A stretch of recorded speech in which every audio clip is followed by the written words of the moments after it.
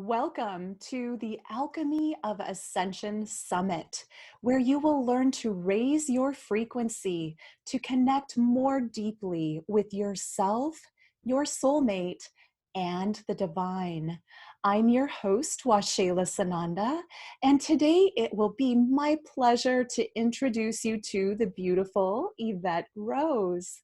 But first, please join me in a short alignment process so that we can really get present and ready to hear and receive this information that will be shared with you today.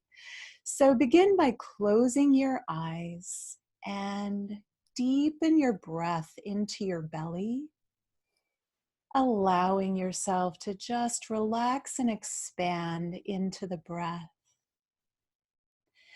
And as you're breathing, tune in to your heart center and the light within your heart, expanding that heart light out around your chest.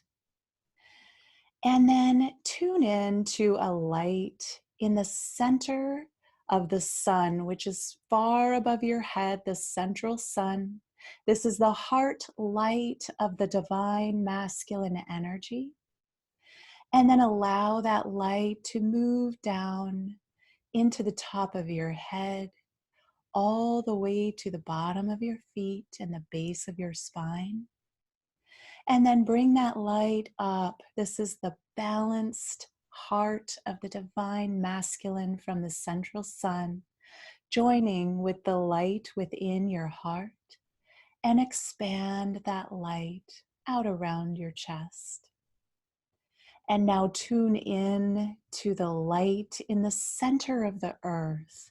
This is the heart light of the Mother Earth, the divine feminine energy.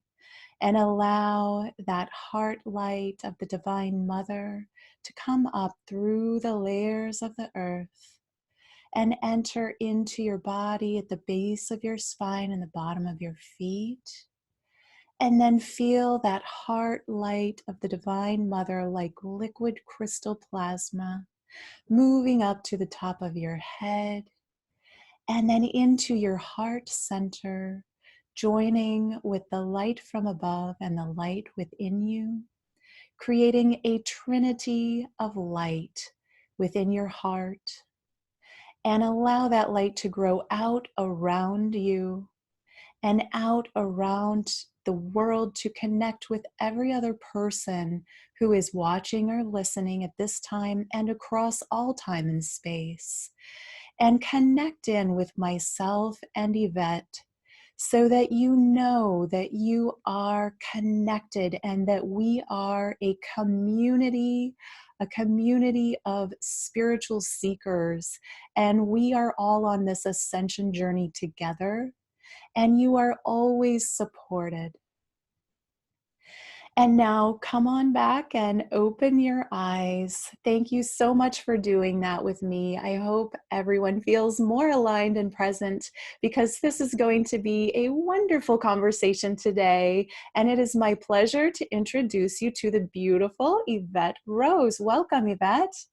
Thank you so much for having me. I'm so excited to be here today. And thank you for creating this beautiful space and platform and for introducing us into such a beautiful alignment. That was wonderful. I'm so happy, my pleasure. I'm so happy to have you here today. I want to say a little bit about who you are and what you do. I'm sure many people watching and listening are familiar with your work, but some are not. So this is Evette Rose. She is an author, a life coach, trauma release practitioner, and a personal development teacher. I know you travel all over teaching your work, and probably you are best known for your work, Metaphysical Anatomy, which is this amazing guidebook. Look at that, 700 pages, I believe, right? Yes. Massive work there. And it's a reference book to, well, actually, rather than me explain it, let me hand that to you. Talk about what you have created in Metaphysical Anatomy, please. So what I created with this book was by complete pure coincidence. If you told me 10 years ago I would be an author, I would laugh. I never thought this was a happy accident. So and so what happened was, as I was teaching, I started to notice all the different parts in the world when we have an ailment, regardless of your beliefs, regardless of your cultural background, where you're from, you know, meaning the ancestors, everyone would share collectively the same belief systems, the thoughts and trauma points that shared a certain element. And I thought, oh, this is amazing. I thought, but how can that be? These people are completely unrelated. And I realized that even though emotionally we have different experiences, we see things differently because of our own life experiences and predispositions, what I did notice was that the body has its own emotional consciousness almost. That's, I refer to it as the emotional body. Mm-hmm. And I noticed, wow, the messages stored in different parts of the body tend to be the same for everyone else there collectively. And I realized that the reason for that is that the emotional body and the physical body, the way that we store trauma, we release trauma the exact same way, is the same for everyone because our blueprint is the same. And so I was just so fascinated with this. And I started, to document everything, and I was writing it down. And the more I started seeing the consistency, the more I thought, I need to capture this. And Metaphysical Anatomy started as a manual just for my students to play with during courses. But the more the information started to come forward, the bigger the book became. And so the book is at the point now where I'm actually designing an online, it's like a little archive where I can answer extra questions, because there's a lot of elements also that's not in here. So it was just the algorithms, because I'm an observer. I love to observe. And I started observing these patterns and I captured them. And I'm so glad that I did, because it turned out into such a fun reference for people to use, and also a very accurate reference. Wow, that's amazing. Yeah. And I know that that's helping people all over the world understand themselves in a metaphysical way, and that it's not always, it's not always personal. I find it really interesting that you dive into the genetic lineage, and that we can actually have an ailment that has nothing to do with our own trauma or our own experience. It can be inherited. Exactly. Yeah. So what I noticed from that as well, even let's take an example, let's take a fun example, something that most people can relate to, and that's a phobia. So when we look at a phobia, there's a 50% chance that you're reacting to an ancestral memory. The memory comes forward because your body is always sensing its environment through the emotional body as well, and also through the subconscious mind. And these memories are held in our body, in our DNA. They always say that we have junk DNA, and we should heal or get rid of the junk DNA. And I'm like, are you sure about that? Because that's your history right there. It's imagine like you have a building and you want to just take the foundation out. The building is going to collapse, because you are who you are because of this history, and you continue to build and to grow on top of this foundation. And these memories come forward, and so what happens is that the body biologically reacts to this old memory because it recognizes the old subconscious memory through your visual and your sensories by sensing or seeing this new, say it's a spider in your environment. And then you react because you feel like it's really happening. Some people feel it's so intense that they will physically run over people to get out of a room. Now, there's no reason to have that fear of a spider that's so tiny, right? So because the body biochemically reacts as if though it's actually now happening. It's preparing itself to defend itself against the spider, whichever negative experience the ancestor had. That memory is coming back. Now, consciously, we don't realize that, but the body feels like it's happening again. And so we react on top of that as well. Sometimes this is not just even phobias. It can be digestive problems. It can be psychological problems. It can be, the list is endless. A third of our life and our expression comes from ancestral expression. Wow. That's huge. Yeah. Right? That's tremendously big. Everything else is normally now, you reacting to your environment based on your emotional experiences, your thresholds, how resilient you are. Right? And also the thresholds, because that's the most important, because that's why people wonder, but why does that person get born and they develop cancer, and someone else had the exact same life as what they did, but they didn't develop cancer? That is where your ancestry comes into play. That is where it comes into play, because your threshold for dealing with certain levels of environmental stress is either heightened or lowered, depending on the buildup of the experiences in the ancestry. And that's how we react, based on this piece of information as well that's in the body. Wow, thank you. So are you saying that the DNA that they call junk DNA is actually like a lineage holder, or like a memory holder that's been inherited? It's an archive. It's an archive that will always be there. Just because you're not having a new experience, it doesn't place you above what has been experienced, because you are who you are because of these experiences. It's incredibly important. I mean, it's even like when you go look at the history of, in the world, when you have statues even somewhere, or beautiful cathedrals, well, let's just go blow it up. That's just junk history. We don't need it. No, it's part of our history. It's part of our life. It's part of, what we learn in schools. It's important for it to be there, because it reminds us where we are from, who we are, why we are the way that we are. That, my opinion, it's incredibly important. Beautiful.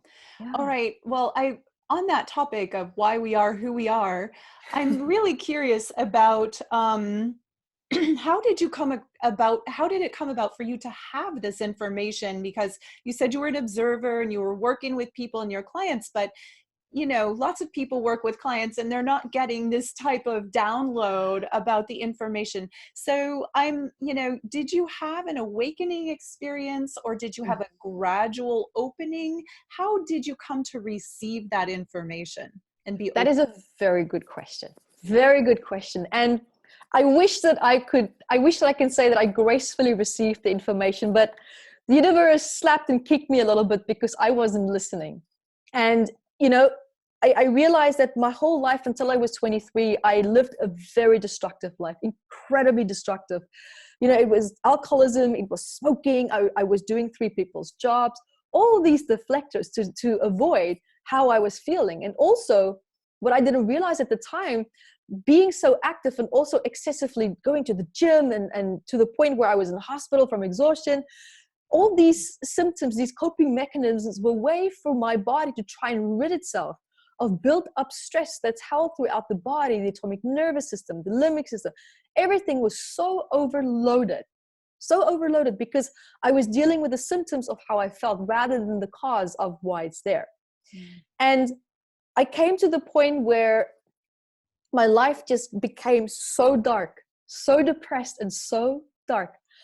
I felt like I was driven to my knees. And I remember one morning I woke up and I lit a cigarette, 5 o'clock in the morning. I was getting ready to gym. I even had a gym in my house because I wanted to save time, because time was everything. I have enough time. I have extra time to exercise, extra time for this and that. I was that controlled and structured. And also, having been a Christian, I had to read the Bible for punishment. So I had a bad association with it. So of course I overcompensated and I became an atheist. So at that point, I didn't believe in anything outside of me, because if there was a God, then what is this? Look at this world. It's a mess. What are you doing? I was a very angry person. I was so angry. And I lit that cigarette and I thought, okay, how am I going to end this? How am I going to end my life? Because I was done. I was lying there and I was thinking, what am I waking up for? For what? To just have another day where I drink myself into oblivion, do a good job, people praise you, and then you go home and that's it. I didn't have time for friends. I emotionally was not even available to have and be present for friendships. Never mind relationships. The relationship was terrible. I was with a person who didn't believe also in spirituality either, nothing. So there was a bit of a mirror happening. And I just felt like I was sinking deeper into that dark place. And so I remember I called my manager and I said to her, listen, on voicemail, because it was 5 o'clock in the morning. And I left a voice message and I said, listen, I'm not coming in today. Here's everything you need to hand over. Give this project to this person, this. This is where I left this. This is the passwords for this, because I wasn't going back. I decided I was not going back, meaning I was ending my life that day. It was finished. And I went to the computer. Now here's the part for me that was my saving grace. I'm a very competitive person. I was very competitive back then, so competitive. And I remember, and I sat down, and before I was good, and I had a shot of vodka. I'm ready. Yeah. I might as well take my favorite drink before I go, right? So, and just before I started Googling how to do it, I sat there and I paused, and I was thinking, you know, I'm unhappy. I am depressed, but there's people around me that are genuinely happy. There's people that live and breathe bliss. There's people who laugh because they mean it. There's people who connect because they love it. And I thought, what are these people doing that I'm not? And that's when I Googled how to be happy. And that's where my journey started. And then I saw Doreen Virtue, I saw the angels, and there's Neil Donald Walsh, and there's crystals, and I'm sitting and I'm like, this is the answer? This is it? I sat there and I thought, oh, hell no. I know. And I thought this was a joke. And I Googled again and the same pages came up. And I was so unresourceful in that moment that I realized that I had to just suck it up, let my ego go. And if this is what it's going to be, then I'm in. And so I started doing the courses, and that's when I started to realize, wow, this is what the anxiety meant. The anxiety is because of something that happened because that's related to abuse. It was related to my relationship with my father. Now I'm connecting the dots because for me, abuse was a lifestyle. It was normal. I had no idea, no awareness that the impact, that the way that I was treated, especially by my father, would have such a ripple effect into my life. No idea. I was clueless. And that's when I started to realize patterns, family generational patterns, and how that's playing through in me. And I thought, this is amazing. Because now I have awareness, and awareness of a problem is a problem half solved. And I thought, now I have the tools even more. I'm surrounded by tools to help me with this. And that's when I started to feel, wow, I'm a sensor and I observe. And I started sensing, wow, this is how my body's moving and shifting when I touch on this trauma, when I work on that trauma. But what I started to notice is that there's a consistency in the way that my body started to release. And I thought, that's very interesting. And I thought, okay, well, if it's releasing that a certain way, then let's flip it back. Let's reverse it back up. Maybe is there a certain way that the body also stores the trauma?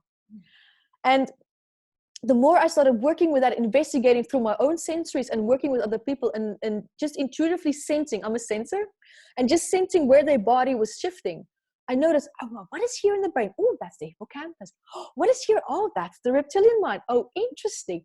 Now, what is this lines going there? Okay, it's the nervous system, but we have something else. Then I found the atomic nervous system. And I started to understand what certain things in the body is shifting and when it shifted. And that is how I started to develop metaphysical anatomy, but with this book that I was writing, but the technique came with it over the years. I just didn't have the confidence to teach it until here's what happens. You know, when you know you have to do something, there's a calling for you, and you go like, no, tomorrow, next week, next year, right? We've all done that.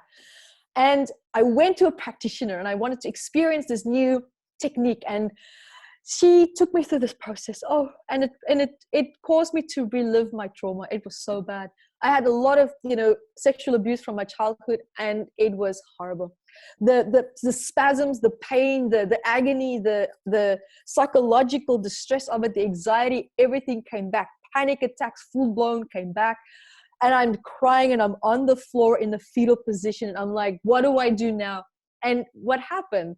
My reaction was so severe for her, and it triggered her sexual abuse trauma because she had the same trauma. And now she's triggered. And I'm like, I don't know what to do. And I'm a mess. And I remember I called a taxi. I couldn't drive back. I was a mess.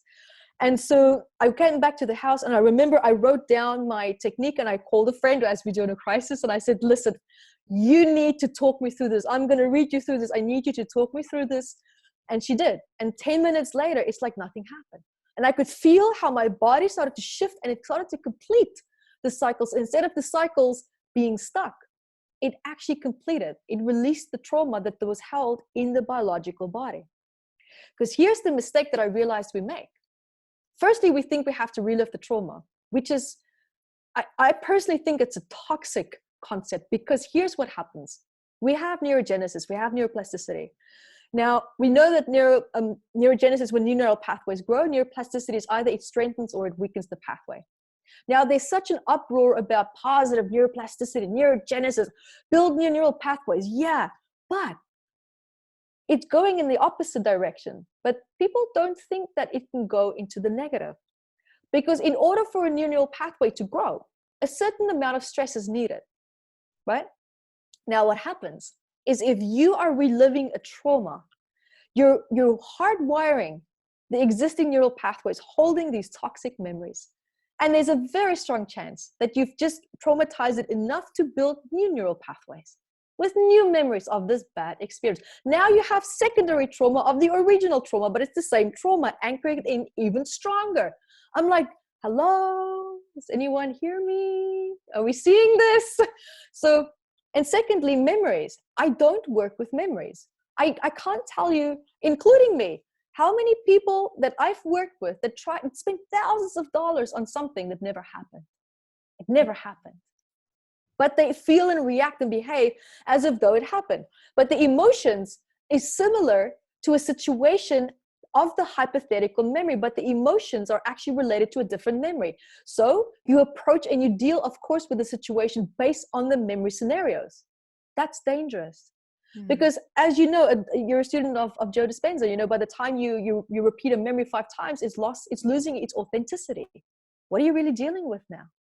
So what happens also is that when you talk to people about your problems and you think, oh, I feel this, I don't feel good, that maybe happened, maybe this, and the person can start to insinuate ideas as well. And together, subconsciously, without you even realizing it now, you are giving birth to a memory that never happened. Emotions are the most powerful, the most authentic and accurate feeling that you can have. You know when you're angry. You know when you feel anxious. You know when you feel sad. That is a fact. You know that. And the moment you feel that emotional reaction, your body is biochemically reacting in all the perfect places. And then you go to those places and you heal the points where it's held. Perfect. So what you do is you calm down the hippocampus, you calm down because that's where we have the emotional long-term memory. But we know now, here it gets a little bit more interesting, that we also have the heart. Now the heart also has neurotransmitters. The gut has neurotransmitters. The heart is the strongest, then the brain, then the gut. Now, what's really wonderful about the heart is that it's so intelligent that it can think independently to the brain. It can make decisions independent to the brain. And if you take a tissue of the heart and you give it to a brain surgeon, you'll think, oh, it's a piece of the brain. That's how similar it is. It's beautiful. And the heart's also 5,000 times stronger than the brain, meaning the electromagnetic field is being fired off, because what happens is when you think a negative thought, the neural pathways that fires off electromagnetic fields.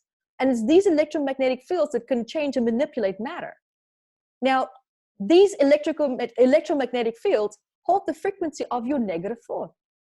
And we're like the holographic universe. And now you're thinking about thoughts, and those thoughts are constantly regurgitating back into your electromagnetic field. Hence why also it can be stored in different places also in the body. We also communicate through our sensories with electromagnetic fields between each other. That's why when someone sits on a couch far away from you, you can't see their face, you can only see their back. But you know this person is so sad, so sad. You can feel it, but you don't have evidence. That's your electromagnetic fields communicating, because they're so focused on this one specific emotion that the entire being is energizing that. And that's why it pulsates out even stronger. That's why focus is so incredibly important when you work on yourself. And that's what I also learned throughout my healing journey, that focus on where the issue is, because that's where your healing drive, that's your healing driver, that's where your power and your healing capacity is channeled into. And so it's through these points and aspects that I just learned, wow, through observing, When that happens, then that person shifts like that. When they think of that, then that shifts. But now here's the million-dollar question. As I explained how that person sits there, for example, and they're so sad because they're energizing it. Imagine now that person holds that same intensity, or not even intensity, it's not even needed, but the clear focus on healing, release, knowing how the body should release, knowing where it should release, and holding the intention for release. What do you think is going to happen if they hold that same thought pattern and they sit in front of someone else? They'll release. Yes. And that other person will too. Yeah. That's exactly it. And that's through this beautiful electromagnetic field and knowing and understanding how to focus and knowing how the biological body works. Because here's the biggest problem that we have. This is one of the biggest problems that we have. People say, I don't get better. I'm like, okay, well, tell me what you're doing. Oh, I'm doing this, I'm doing that. And if you listen, everything is outside of them. Mm-hmm. This here, this energy ball here, and it's this and it's that. And I'm like, where are you? Come back. Come back here. This is where you're now. When you die, you'll be enlightened again. So stop trying to create something that you already are. Stop that nonsense. You know, you are now in a physical body that's in pain. And it's in pain because we don't listen. We're so busy distracting. We're so busy trying to find ways to cope with this vessel that is meant to take us to our end goal, to help us to fulfill our purpose. And we're abusing it. We hate it. We try to fix it and cut it open and reject it, and it's a tormenting relationship. But ultimately, we treat ourselves the way that we were treated as well. That becomes a mirror of our relationship with ourselves as well. So that's why it's so incredibly important to look at our dynamics with the past, because it automatically will help to heal what we have here. Now, the second part is the reason why we reject the body so much is that the body is in physical pain. We are designed to avoid pain. We are pain avoidant. Yeah. It's a biological reaction.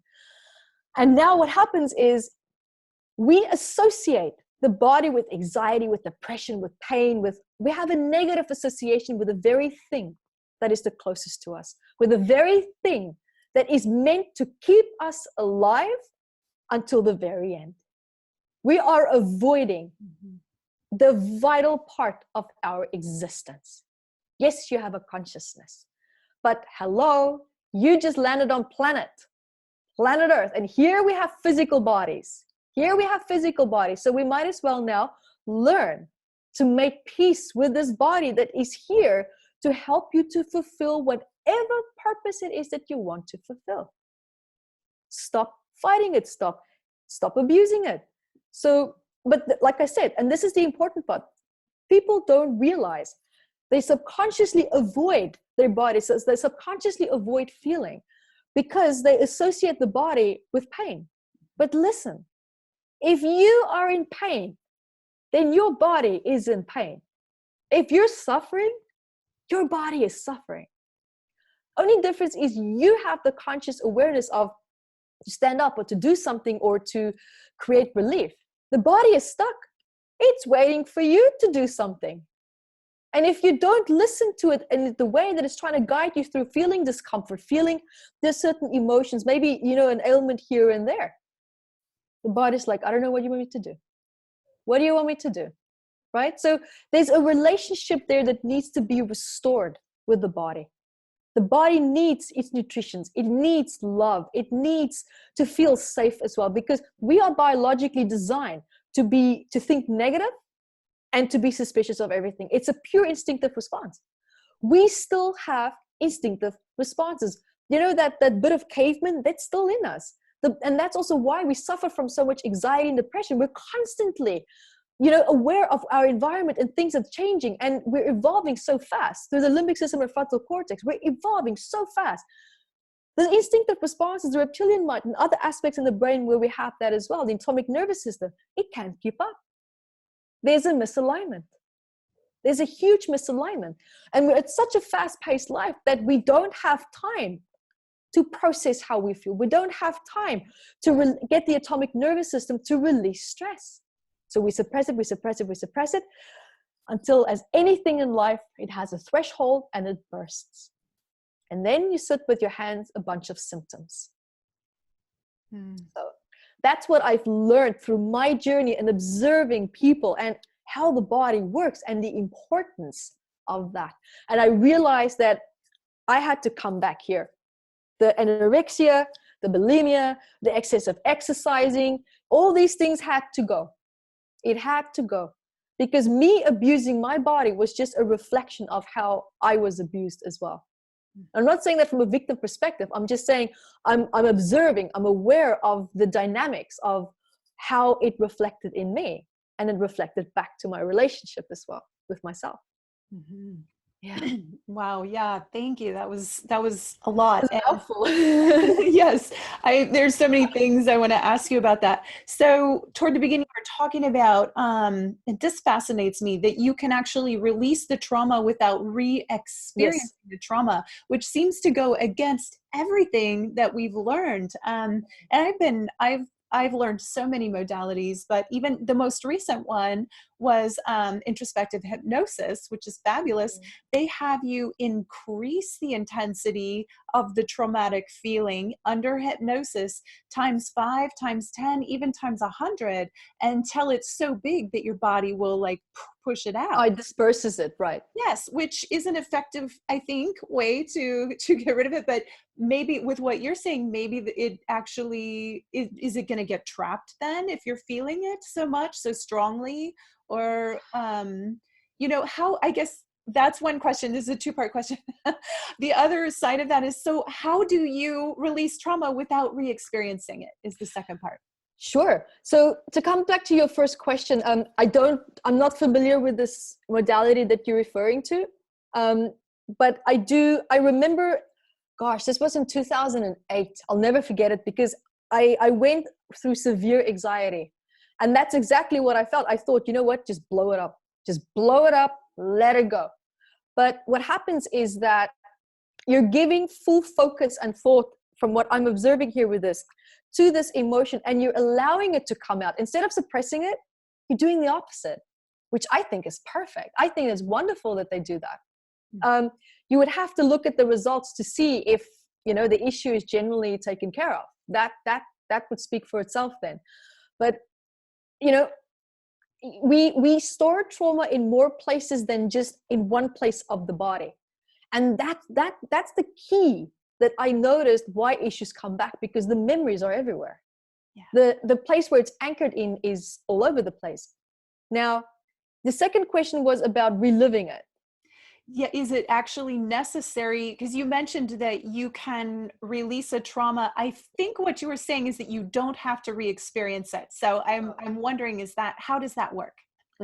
Oh, wonderful. So firstly, my practitioners know, and if they're probably watching this, they go like, oh, here we go. So they know that they are forbidden. It's a contract. You are not allowed to take a person through a process to relive a trauma. You're not allowed to do that. It's instant disqualification. And so because firstly, so many people out there don't know what to do with someone when I mean severely triggered. I mean hypoxia reaction. You can't breathe. Your foam is coming out of your mouth. You're on the floor. I've seen that happen.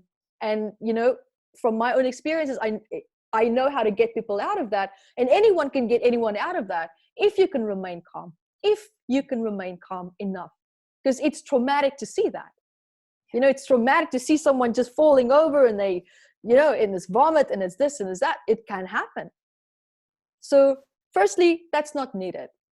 We don't need the drama to heal. That's also why people don't like healing. When you say the word heal, people shudder, think, oh my God, no.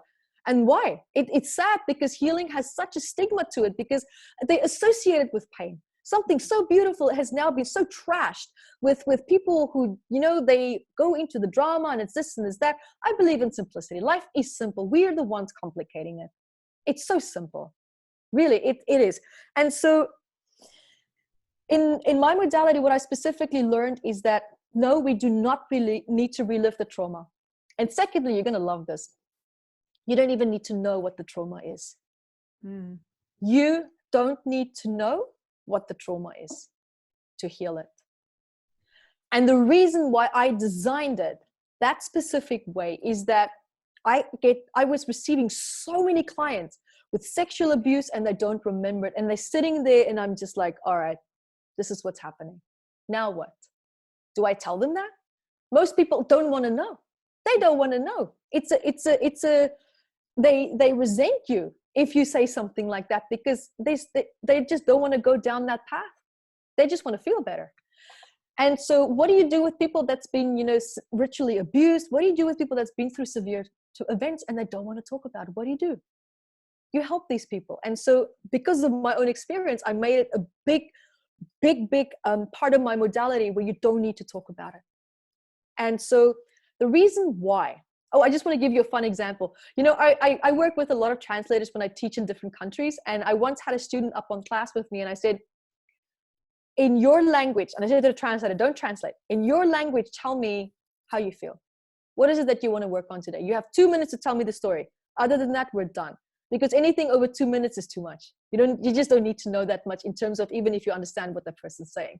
Because you don't want to hear the story. You want to hear how does it make you feel. And I'll explain in a minute why. And she was like, blah, blah, blah, blah, blah, blabbing. I thought, okay, thank you. That's perfect. Excellent. Close your eyes, relax. And through that, already knowing where exactly in the body you need to go to shift and to heal the trauma, through my focused electromagnetic field, we went through a 10-minute process. And then she had no idea what I was doing. She had no idea what to expect. And I specifically picked her because she was so pessimistic. She didn't believe it would work. I'm like, perfect, come here. And so I asked the translator, okay, so now ask her, how do you feel? Tell me about your old problem that you told me about earlier. And he's still not translating. And she's talking to me, he said, blah, blah, blah. And she looks confused. And I said to him, okay, tell me what she said. It's like she doesn't remember what she wanted to say. She couldn't remember what we worked on. Wow. And I said to the class, and I said, it works. That's works. A real clearing if she can't even remember it then. Yes, exactly. Amazing. Exactly, because the specific points where it's released, which is standard for everyone, was addressed. Now, there are 2 points, for example, where trauma can be held differently, but just when you sense, when you connect, you can feel where the other points can be. So it's easy to pick up on that. Because my technique also opens up people's intuitions and sensory abilities. And so coming to your question now, what happens is when you talk about emotions, because we have an emotional body as well. Say, for example, when you feel an emotion, you sometimes, I feel a pain here. My knee is just flared up. My stomach, I don't feel so good. That's the emotional body reacting. So what happens is that we have memories firing off in the subconscious mind, in the hippocampus. Now, we'll have the frontal cortex that's now also our reticular activating system that is so set on taking in different informations based on how you feel. So if you feel sad, all that you see is everything just looks crappy. Have you noticed? Everything just looks it looks dark. Yeah, it looks dull.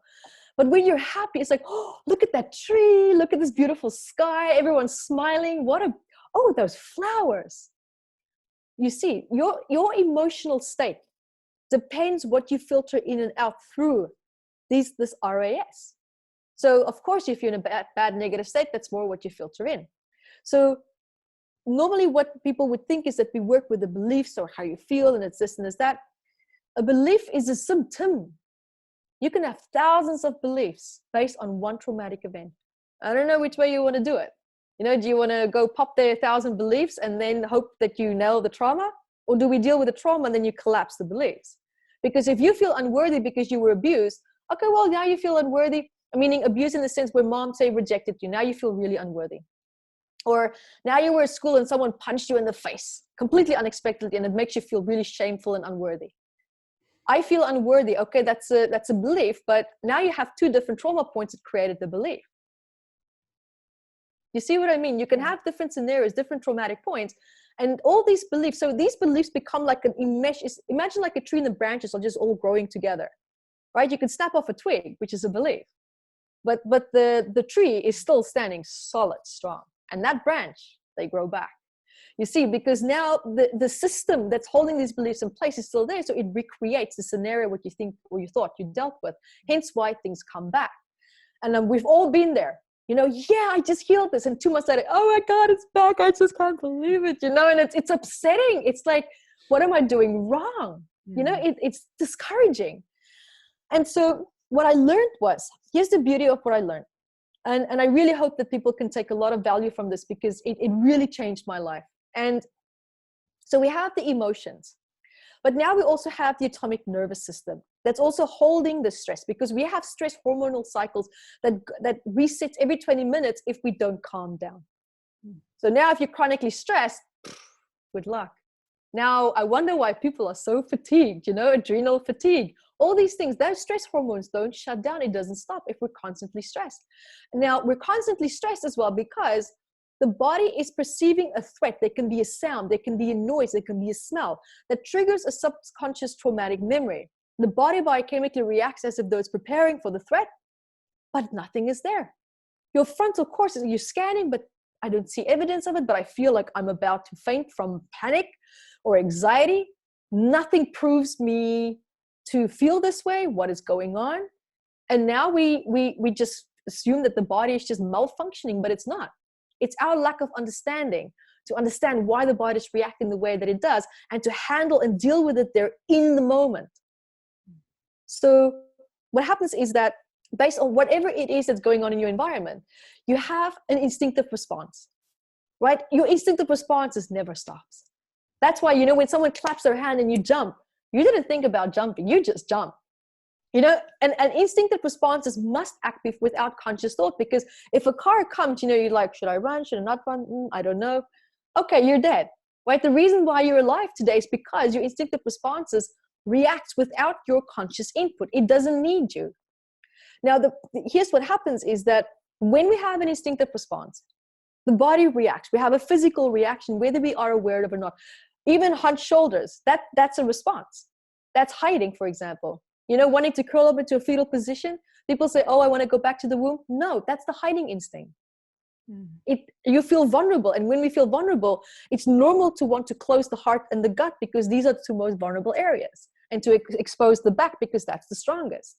So, and what happens is when the instinctive response fires off, you're going to have an emotional response as well. Because we have intellectual brains. We have the frontal cortex, the emotional brain, to assess the situation. And then we have an emotional reaction as well. Now, remember, what fires together wires together. You have your instinctive response firing off, you have the emotion firing off. And now these two, if the traumatic event is stressful or traumatic enough, or happening over a long enough period, these two become friends in a bad way. It's a toxic relationship. Because now if you have that instinctive response being triggered, and your environment it has the right people or the right circumstances, what can happen is it's going to constantly trigger that negative emotion again. Let's say mom shouted at you and you had a quick fright, right? And you felt really rejected. Now, what can happen, and then you ran away because you wanted to get away from her and you were so upset. Now, rejection and running away can become really good friends, or actually bad friends. I shouldn't say that, because it's not good friends. And so what happens in the future, say, for example, someone makes you feel rejected. It's going to fire off and trigger that instinctive response memory. Hence why when you feel rejected, you feel like, I just want to leave the room now. I want to go home. I want to go sit in my car. I just need to be in the toilet right now. I just want to be alone. These two come together. Now, if you heal that and you dissociate these two, you can be rejected, you can stand strong, and you will not have that desire to run away. You can actually, face the situation and deal with it in a healthy way, which means that you've built resilience in that moment of trauma, because the pain is not there anymore. Because we only become resilient when we are when we've healed something correctly, or when we are in a traumatic event and we finally actually have the emotional and psychological resources to overcome the traumatic event to the point in that moment where it does not influence your quality of life in the future. That's when you become resilient. Yeah. Don't think yourself into a place of resilience. A lot of people, you meet them and wow, they look so strong. They look so, wow, they've been through so many things and they just keep powering through it. And I'm like, yeah, hello, numbness. How's that? Right. That's numbness. That's dissociation. Right? So that means that their threshold for dealing with pain and trauma has become so numb that they don't recognize when their cup is overflowing. They only realize that the cup is overflowing when they have a heart attack, when they start having stomach ulcers, or when they start to have reflux, or whatever it is. anxiety. So that's everything. No one is above pain. No one is above trauma. No one. Absolutely no one. I've spoken to people where they say to me, I had such a good childhood, I'm not traumatized. I'm like, are you sure about that? Because here's the thing, what people think about trauma. They always think it's something traumatic or something disastrous. No, long-term stress can become traumatic. Sitting at your chair like this, hunched over, can become traumatic for your back. Hence why you have back pain. That's back trauma. It doesn't have to be that you were in an accident or you had whiplash. Trauma could, I just use the word trauma because when we talk about stress, then we think about, small little things. So trauma kind of just captures everything, So I hope that helps. I hope that gives a good perspective on your question. Yeah, it does. It does. I'm very curious now about, your technique and how you do it without, reliving those memories. And it does make sense that if Right. you're re-experiencing that memory, and I'm sure talk therapists don't like this idea that you don't have to go over it and over it, and you get 2 minutes to talk about it before you release it. But I love that. It's the fast I've gotten track. into some trouble, but I've always disproved people very happily. Very Mhm. happily. Oh Yeah. yeah, I'm sure. Like, who doesn't want to have a quick release of something that's controlling their life Yeah. and clear that whole network of issues? And I just love that you said the woman, that you gave as an example, but she couldn't even remember what she wanted to say. I Right. mean, that's I'll never forget it. It was memorable. yeah, that's amazing. So it's a little bit of a different topic, but it's the same thing. I heard you say in an interview, and I think this affects so many people, which is why I want to bring it up, that Please. there's so many people working on weight loss and so many programs. And I heard you mention weight loss is not the thing to work on. It's actually a symptom of something It else. is. Can you talk about that? Of course. It's funny because I was doing a live webinar for my students, which I do every month to support them with questions. And so one of the questions were, I'm trying to lose weight and I can't. Evette, what is it? Yeah. So here's the thing. Firstly, there's quite a few different approaches, and I'll quickly dip in every aspect of them because it's like talking about anxiety. It's like there's so much about that. And so firstly, when you look at weight loss, one of the issues can be that there's so much toxins in your body, heavy metals, that because we store it in the fat, that the body actually doesn't want to let go of the fat because it can sense that it's not strong enough to deal with the toxicity that's going to be released. Now you have to look at if there's toxicity and heavy metals in your fat cells being held. We are looking at suppressed anger every single time. And that's also why when you start to heal anger issues or suppressed anger, it's very common for people to have flu-like symptoms the next day because the body is literally flushing out toxins coming through the lymph nodes. It's pumping out all this toxicity, and the sinuses, the headache, the sweating, it's sweating out everything that it feels and knows is not good for it because it's now finally being released. Anger and heavy metals is like a magnet already. But then you need to ask the question, why is there suppressed anger? Suppressed anger about what? Now, when you look at suppressed anger, you're dealing with a fighting instinct. Now, there's a reason why there's a fighting instinct. We only have the fighting instinct comes up when there's a feeling of powerlessness, injustice, we feel helpless, or deep resentment. Because the fighting instinct is there to correct and overstep boundary. Right? That's why we feel angry, because something has been overstepped. So what I noticed was a very big pattern of very deep ancestral abuse in terms of sexual abuse with weight problems. It doesn't have to be in your life, but the predisposition of it is so strong that you're feeling the emotional consequences of that. I'm going to explain a really good example to you based on that because it's so important. I had a 12-year-old girl come to me and she started to show symptoms of rape trauma just a month ago. And she was psychoanalyzed from beginning to end. She wasn't raped. She even went for medical tests. This mom was up in the air. She said, Evette, I don't know. I don't believe in what you do, but I heard about you and I'm open now because I don't know what to do. So she came to me and I spoke and I said, listen, I want to speak to the daughter on my own. She was old enough to have a, good conversation with. And so she explained to me and I said to her, take me back to the day when you started to feel this. And so it came to the point where they were playing, touch tag, you're it, and then you run, right? Now, when you're 12, you feel vulnerable. Your breasts are starting to develop, your hormones all over the place, you feel more emotional. And what I didn't know at the time is that the family, the mother and the child and the whole maternal side had strong, severe sexual abuse trauma. But this child was not abused. No sexual abuse trauma. And so, but the predisposition of it has been so heightened that she was so oversensitive to feeling this in the emotional body that it took a boy that ran past her and hit her really hard, but unfortunately, like hit her right above her breast. And boom, it triggered the rape memories, the rape trauma. Because I was sitting there and I couldn't understand, how can a 12-year-old girl explain a rape scene in such detail? What does she know about that? As a rape victim myself, what does she know? She explained the emotions, the feelings, the thoughts that I thought, my God, what is this? And I realized it was an ancestral memory that was triggered. Wow. I said to her, we're going to go talk to the angels now. Do you like that? She's like, yeah. And I said to her, okay, we're going to go play with them in the cloud. And I put her off in a meditation while I was doing my thing. And she walked out like nothing happened.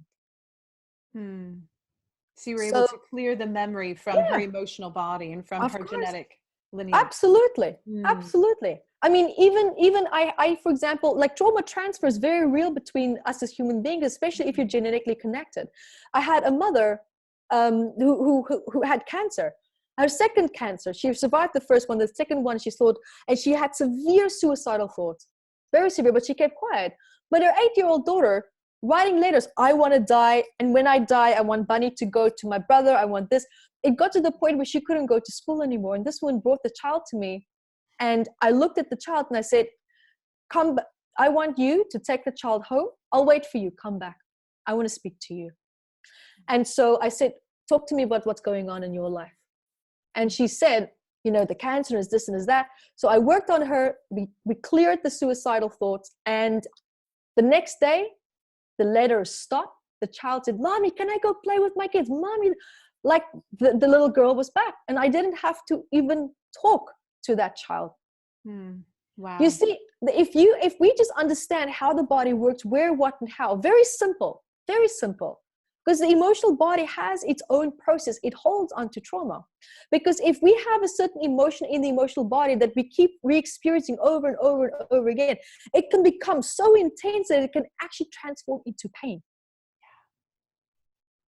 So, it's just, I feel like I went off a little bit on a tangent. I don't think I answered your question. That's okay. You know what? Because it was about weight loss, but I think it's all weight loss. Yes, no, let's come back. Come back. Yes, it is. It is. You're so right. It is related. That's so funny. I got so excited. I get very excited when I talk about this work. And so bringing it back now to weight loss, it's also about that fat. It's about the protection. It's about even though consciously we understand we want to look beautiful, we want to look sexy. Subconsciously, your body's like, oh no.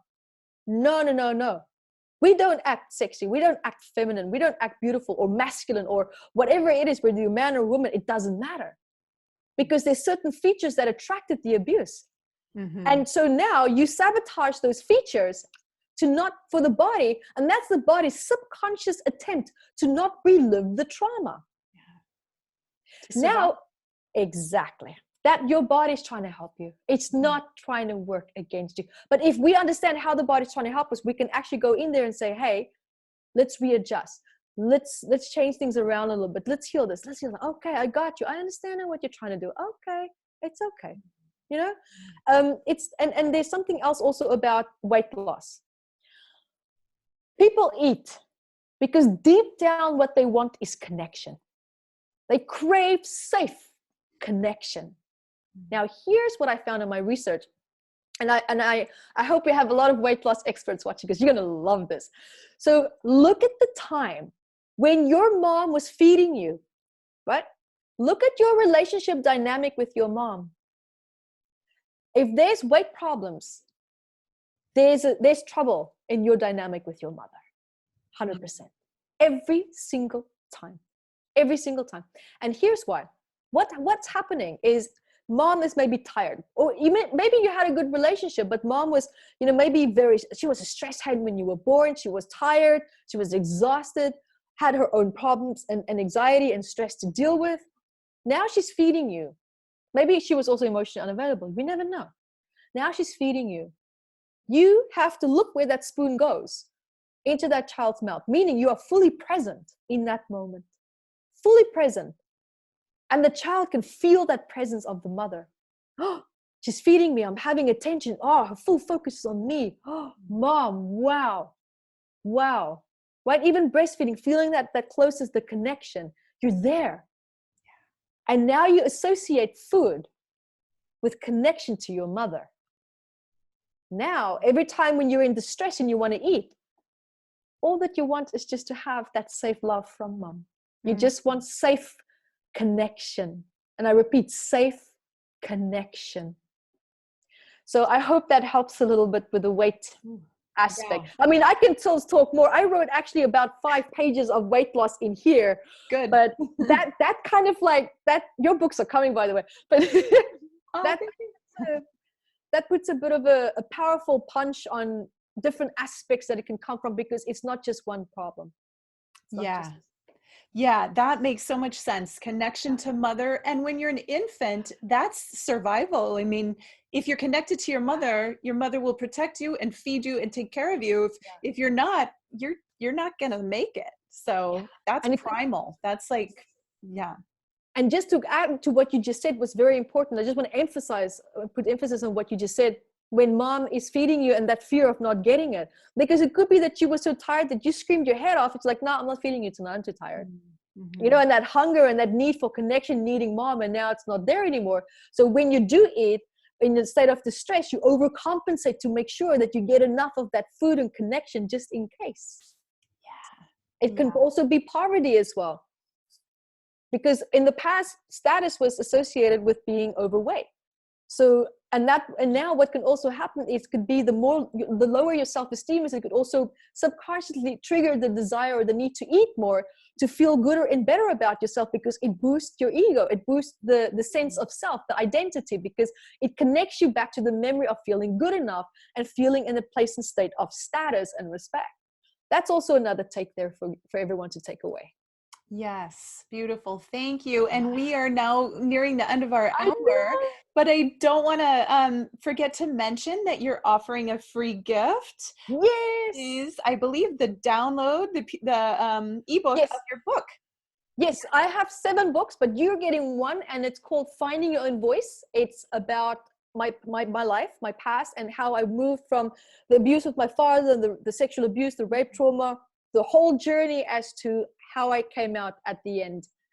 Wow. Thank you for that. That's going to be very interesting. And also for anyone that's interested in your work and, you know, interested in that amazing reference book, it'll probably give some insight as to how that happened, how that came to be as well, and why.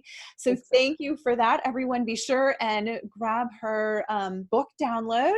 And then I thought I had it written out, but I don't. You have a $97 offer as well. I and I'm going to let you introduce it.